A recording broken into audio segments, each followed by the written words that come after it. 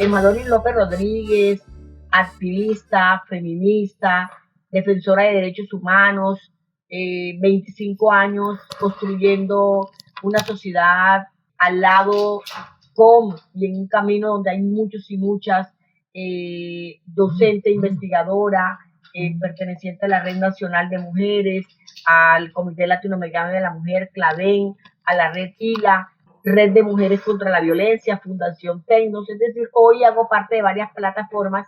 Madoris López se define como esa mujer popular que quiere seguir construyendo paz desde el saber de otros y otras, con otros y otras.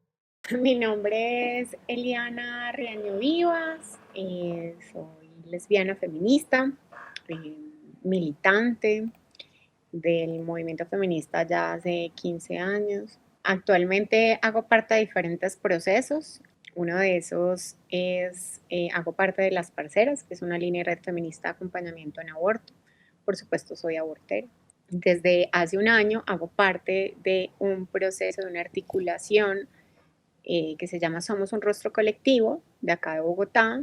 También hago parte desde este año de Estamos Listas, un movimiento político feminista acá de Colombia. Trabajo en la Red de Salud de las Mujeres Latinoamericanas y del Caribe. Allí soy coordinadora de comunicaciones para la incidencia y también coordinadora del programa de aborto. Soy de Duitama, pero hace 17 años que no vivo en ese territorio.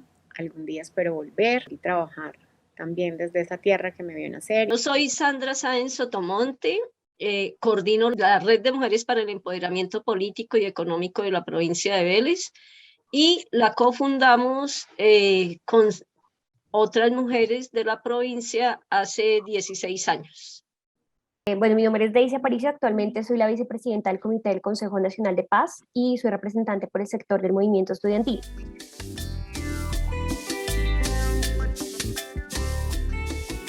Defino la incidencia como lo que significo yo. O sea, yo soy incidencia, mi voz es incidencia, mi anhelo es incidencia, mi sueño es incidencia. O sea, para mí incidir políticamente es colocarle pasión, vocación de poder, vocación humana, vocación de servicio, vocación de trabajo, pero también vocación de construir unas nuevas formas de relacionarnos donde haya realmente una nueva distribución, ¿cierto?, de recursos, donde no haya pobreza, no haya discriminaciones, donde no haya, se elimine la misoginia, donde podamos estar los unos a las otras, donde haya realmente la palabra clave que me identifica a mi justicia social. Entonces, en ese sentido, pienso que ahí logramos la incidencia, cuando yo construyo, pero construyo pensando en superar y donde podamos trabajar con una verdadera justicia social. Pues a mí me gustaría hablar más como de incidencia política feminista, porque creo que justamente desde ahí es el punto de partida de mi hacer en diferentes escenarios. Siempre que hablo de esto parafraseo a Peggy Antrobus, que es una afrocaribeña feminista, que dice más o menos algo así: la incidencia política, que la incidencia política se basa en el análisis de lo que necesita cambiarse para encontrar las herramientas y los caminos justamente para eso, para cambiarlo, pero que además necesariamente requiere de la reflexión feminista, ya que pues solo el feminismo permite hacer un análisis del patriarcado, de los diversos sistemas de opresión, de las relaciones de poder que perpetúan las violencias, el sometimiento y la desigualdad para las mujeres, pero además no solamente para las mujeres. Creo que además de feminista tiene que ser interseccional, porque no solamente las mujeres, digamos, somos oprimidas en el marco de este sistema, sino también otras poblaciones que hacen parte también de las mayorías sociales. Las mujeres somos mayoría en el mundo, pero sumado a esto, pues hay otras poblaciones que históricamente también han sido segregadas de escenarios, de los escenarios de toma de decisión. y que a los cuales pues necesitamos llegar a través de justamente la participación política, horizontal y pues que nos permita justamente llegar a esos escenarios de toma de decisión. Entonces un poco la incidencia política feminista nos permite eso, ¿no? O sea, una de las grandes cosas que hemos hecho a través de la incidencia política feminista es buscar la garantía plena de la participación de las mujeres y de las poblaciones históricamente segregadas en el mundo de la política. Esa es solamente como una de las cosas que hacemos, ¿no? A través de la incidencia política. Y creo que por eso también estoy ahí, estoy aquí, estoy en tantos escenarios. Porque sí creo que es posible cambiar las cosas si lo hacemos juntas, si lo hacemos de manera articulada, si lo hacemos desde las distintas, digamos, aristas, espacios, escenarios en los que habitamos, y no habitamos hace poco, sino hace pues hace muchas décadas.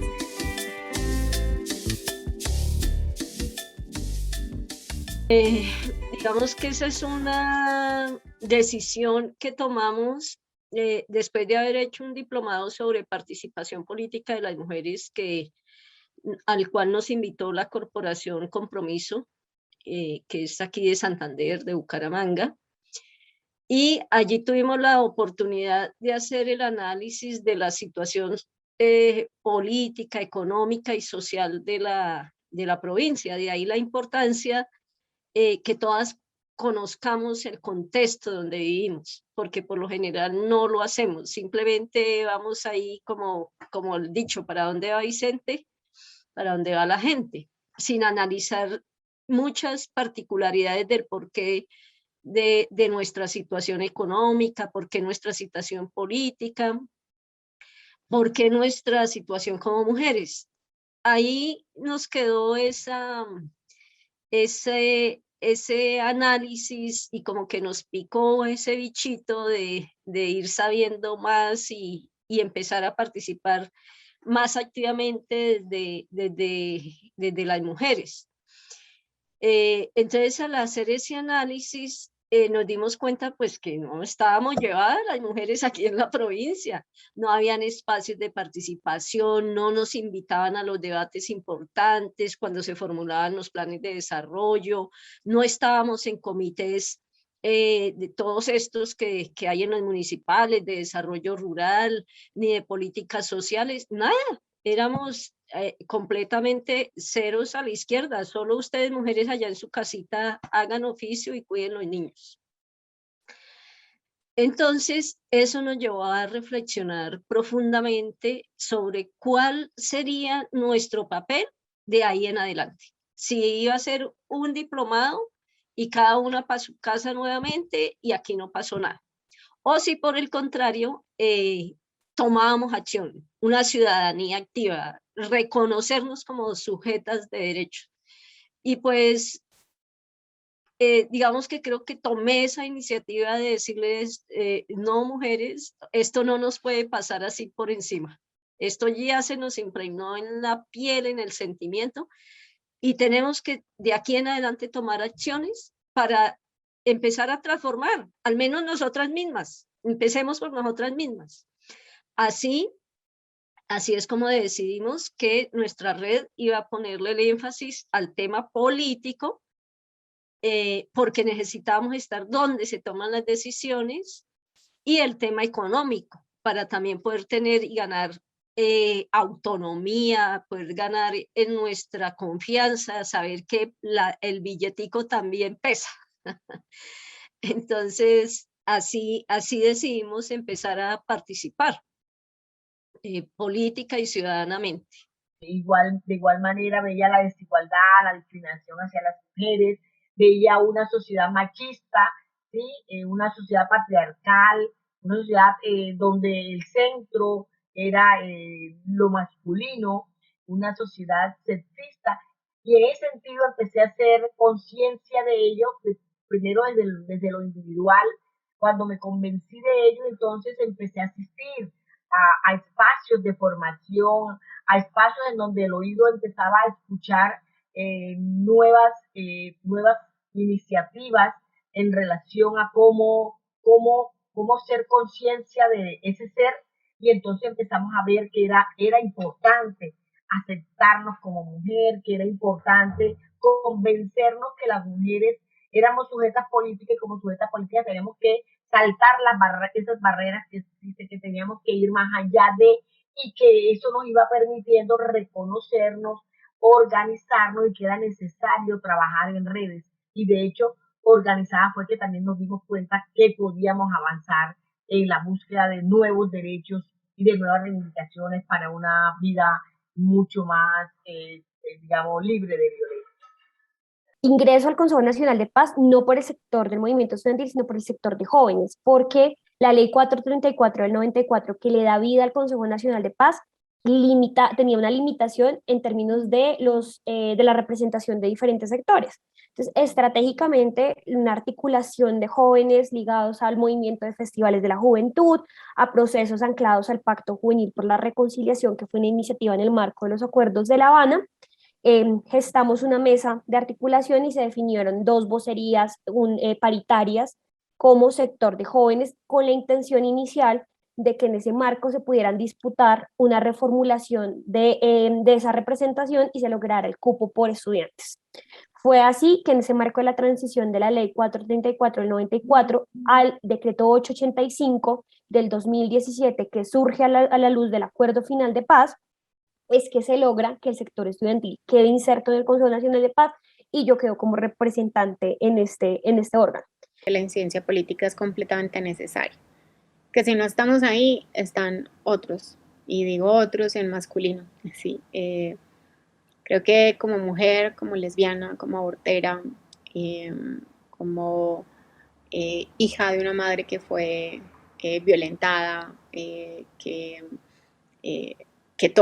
sus abuelas, que sus antecesoras también fueron violentadas, pues básicamente me ha permitido entender que es necesario estar ahí, ¿no? Que creo que es una deuda que muchas queremos saldar, pues porque esto no es como una deuda que todas tengamos que saldar, pero sí es una deuda que quienes queramos, porque tenemos esa vocación de poder, pues podemos habitar. Decidir estar en los espacios de incidencia política es porque los alcances de estos escenarios son muchos y son necesarios, son urgentes, son del día a día. ¿Sí?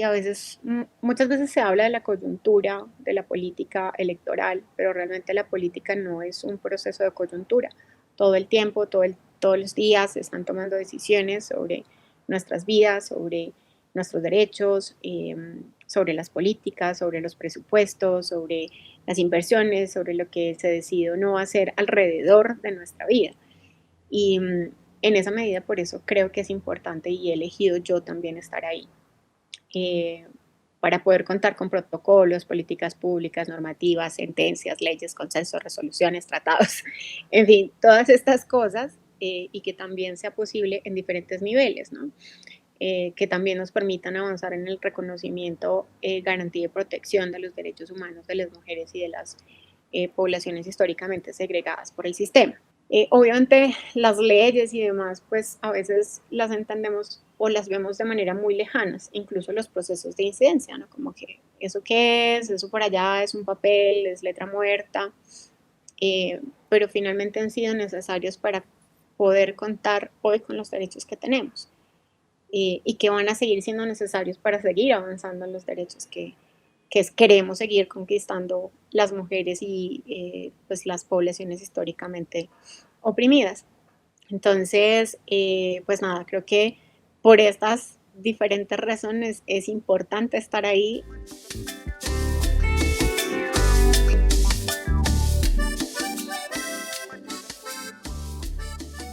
Yo creo que el primer logro que tuvimos era hacer conciencia. Fuimos muy poquitas, pero con esa nos bastó para seguir impulsando. Entonces yo creo que el primer logro que tiene uno que tener es en una misma.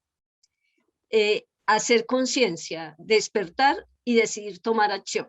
Porque muchas veces hacemos conciencia, pero seguimos estáticas, ¿cierto? Entonces el decidir tomar acción y el decidir que nuestro papel en la sociedad es importante. Luego, el poder unirnos, porque ese es otra caramelito dulce, ¿no? El poder uno acoplarse, coordinarse y sobre todo ese estigma que tenemos las mujeres de que entre mujeres es más difícil. Romper ese paradigma y lograr cohesionarnos varias mujeres en torno a ese propósito común, de conformarnos como red, de tener una proyección y empezar a echar a andar eso, a tener obstáculos o barreras. Entonces el primerísimo es, bueno, ¿y esto cómo se hace? ¿Cierto? O sea, cómo entrar a ese mundo de la política, de los partidos políticos, porque no éramos ni militantes de partidos, ni habíamos estado en esos escenarios. ¿Cómo se hace? Pues todo eso es una cosa de alto calibre. Eso no es simplemente decir, yo quiero y ya, ¿cierto? Entonces, cada una de esas cosas fue constituyéndose en un aprendizaje. Con cosas como esas nos encontramos, ¿no? Usted consígame los votos a mí y yo después la apoyo de pronto más adelante a usted. Esas fueron una de las primeras, digamos, golpes duros con los que nos encontramos, esas barreras de ver esa exclusión tan tenaz que teníamos hace 16 años, que aún persisten, quizás un poquito menos, por todas las normatividades. Hay prácticas adultocéntricas, ¿sí? Hay prácticas de invisibilidad política de las mujeres dentro de los espacios, pero también se ha logrado amplificar un poco el sentido de nuestra representación, y yo creo que allí más que esa barrera, en el marco de la reformulación que ha tenido el Consejo Nacional de Paz, adaptándolo al Consejo de Convivencia y Reconciliación, es que uno, logramos en el acuerdo, digamos en el reglamento interno, que quedara cobijada la promoción paritaria de la representación dentro de su comité, pero además de eso, que se lograra también hacer un llamado a los sectores sociales a que, entendiendo que son 2 representantes por cada sector social, pues pudieran delegar hombre y mujer en esa representación. Pero además de eso, una de las cosas que hoy podemos ver es que el Comité Nacional es un órgano donde estamos la mitad mujeres, mitad hombres, y hasta hace poco, pues, la presidencia estaba en cabeza de Francia Márquez, ¿sí? Hoy está en cabeza de Gerardo Castrillón, pero yo, digamos, retomé la vicepresidencia del comité. Otra de las cosas que uno encuentra, digamos, como anécdotas, ha sido el hecho de que se minimice la posibilidad política y social de las mujeres jóvenes. El Consejo ha estado en la labor de construcción de la política de reconciliación y convivencia, y recuerdo muy bien la reunión que tuvimos con organizaciones, digamos, con sector confesional y religioso, y yo llegué en compañía del comisionado de paz de la época, Rodrigo Rivera, y pues en el orden del día estaban las palabras de la vicepresidenta del Comité del Consejo Nacional de Paz. Claro, cuando yo me levanto a hablar, a intervenir alrededor de la política, luego se me acercan varios de los delegados de estas confesiones religiosas, de la Iglesia Católica, etcétera, etcétera, y me dicen, nunca pensamos que tú eras la vicepresidenta, pensamos que eras la hija del comisionado y que estabas ahí como acompañando la reunión. Entonces creo que eso también demuestra que hay como una cierta normalización de que quienes conducen o lideran los espacios tienen que ser hombres blancos heterosexuales mayores, ¿sí? Y que el lugar de las mujeres jóvenes pues termina siendo un lugar muy reducido o muy marginal en esos espacios. O sea, creo que una de las personas, pues sí, la persona más joven del Consejo Nacional de Paz, la mayoría del promedio de edad son de 40 para arriba, y eso evidencia también que abrirnos paso a escenarios que están por fuera del sector juvenil, digamos, de las lógicas de la organización juvenil, a espacios más amplios y más diversos, todavía cuesta. Y su cuesta alrededor de esas prácticas adultocéntricas, de esa práctica de minimización política, pero además de eso de la renuencia que existen de ciertos sectores de que una dirija, de que una sea de alguna otra forma la que coordine los espacios. Mira, hay muchas barreras, la misma sociedad patriarcal, marcada por una heteronormatividad, por un modelo también sexista, misógino. Esas empiezan a ser las primeras barreras, ¿no? Porque tú empiezas a mirar que hay barreras de tipo política, que hay barreras físicas, que hay barreras sociales, que hay barreras culturales. Y en esas barreras tú encuentras que desde lo institucional, un modelo y un sistema con un sistema electoral que no permite la participación de las mujeres, que no reconoce nuestro accionar, unas acciones y unas prácticas tradicionales que llevan a contarnos como trabajadoras desde lo comunitario, y ese trabajo no se ve, sino que es utilizado, ¿cierto? Instrumentalizado. Esas barreras de un sistema electoral misógino que no nos ve, que nos invisibiliza, pero nos utiliza, y ese sistema misógino que ve al masculino hombre como el único que puede estar en escenarios de poder. Esos prejuicios e imaginarios que hay frente a que nosotras no debemos estar en casa y no podemos estar en escenarios políticos como sujetas políticos. Todas esas barreras empiezan a ser una construcción de una práctica que se vuelve como una costumbre y se vuelve como un accionar, en donde las mujeres nos creemos que no somos capaces, que las mujeres nos creemos que en esa, que de una u otra manera el tener una doble jornada con una carga doméstica de cuidado, ¿cierto? Nos lleva a que es más significativo el cuidado que el rol en un escenario político, un rol en escenarios de decisión.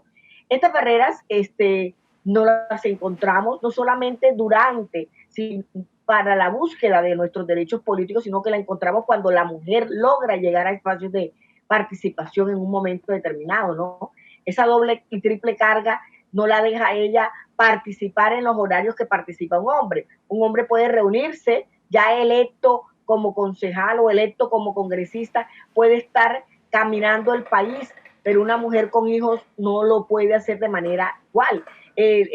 La estigmatización que tenemos las mujeres por el hecho de estar en espacios de poder, cuando se nos tilda de cabeza hueca, de que debemos estar en casa, cuando se nos tilda de brutas, cuando se nos tilda de esa estigmatización y esa violencia política que viven las mujeres también es otra barrera, no solamente durante la búsqueda de espacios de participación, sino durante, ya cuando uno empieza a ejercer eso. Y de una otra manera, por ejemplo, el no tener acceso a la educación, ¿sí? Ya nos limita la posibilidad de estar en un escenario de poder. Entonces, la misma educación, el acceso a la educación también es otra barrera de tipo social. Entonces, es difícil en estos momentos nosotros decir que son barreras, ahí está, el imaginario. Los medios de comunicación no son medios que nos permitan hacer uso de nuestros espacios, realmente no tienen enfoque de género.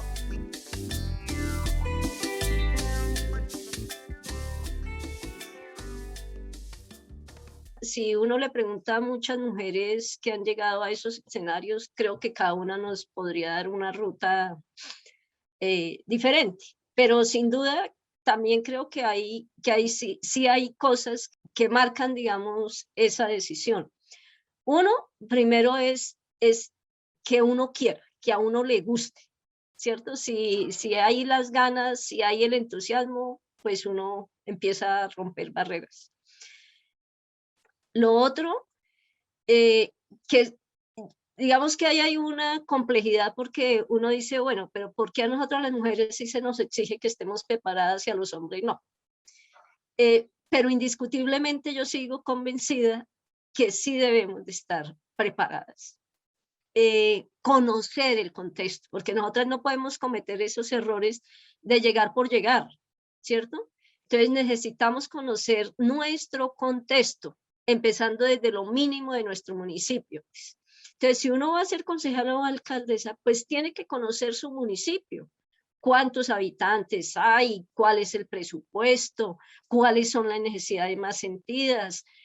Es decir, todas esas cosas que te van a servir para que tú a futuro puedas hacer precisamente un buen ejercicio. Entonces, el conocimiento, el formarse. Otro elemento importantísimo, el saber negociar, porque el tema político se cruza por muchas negociaciones. Entonces, saber hasta dónde son los límites también a los que puede uno llegar en un cargo de ellos, para futuro pues no irse a embarcar en demandas por desconocimiento o por apasionamiento. Primero es el querer, sí, o sea, más allá, justamente hablando del deber. Creo que hay que querer estar acá, o sea, creo que hay que querer, hay que soñar esto, o sea, esto viene desde adentro, o sea, esto, por eso hablamos de la vocación del poder, como que esa vaina como que le atraviesa a uno la cuerpa. Dice, yo quiero hacer algo aquí, en estos escenarios. Tiene que partir también de ahí, del deseo, del querer darse estas peleas acá, porque pues son complejas, ¿sí? Igual, todas las peleas que nos damos las mujeres y las feministas en todos los escenarios, tanto políticos como sociales, son fuertes, son complejas. Eso uno. Lo otro creo que es escuchar. Entonces creo que hay que escucharnos, creo que hay que llenarnos de referentes, de referentas y de referentes en distintos niveles, ¿sí? O sea, así como está, voy a mencionar a Dora Saldarriaga, sí, que en este momento es una referenta para muchas, no solamente de quienes hacemos parte de Estamos Listas, sino como es posible hacer esto, es posible llegar a estos escenarios, no desde lo individual, sino desde lo colectivo. Y estas referentas son necesarias para nosotras.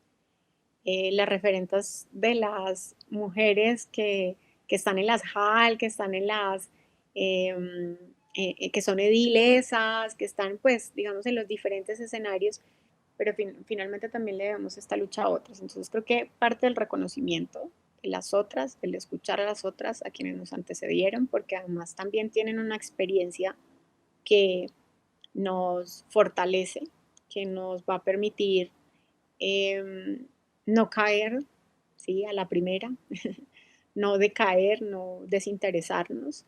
Lo otro es que creo que los escenarios de formación son completamente necesarios. Entonces creo que hay que aprovechar todos esos escenarios y esos espacios que siguen estando habilitados para poder seguir fortaleciéndonos argumentativamente.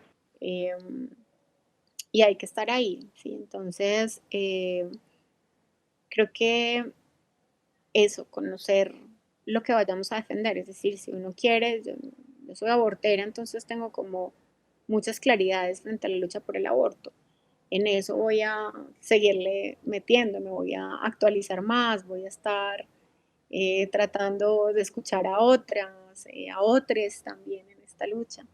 Eh, Hay que tener contexto, por supuesto, de lo nacional, de lo global, pero pues si vamos a caminar para fortalecer procesos en ciertos territorios, pues que mínimamente hayamos trabajado en esos territorios, que conozcamos los contextos, que adicionalmente tengamos contacto con la gente. O sea, la política no se hace detrás de un escritorio. La política se hace en las calles también, la política se hace en los procesos sociales, en las comunidades, en el barrio. Eh, sí, también se hace en las Naciones Unidas, por supuesto, pero esa política que se hace en las Naciones Unidas sería insuficiente si no estuviese atravesada por la política que se hace desde otros territorios, pues desde otros lugares y escenarios.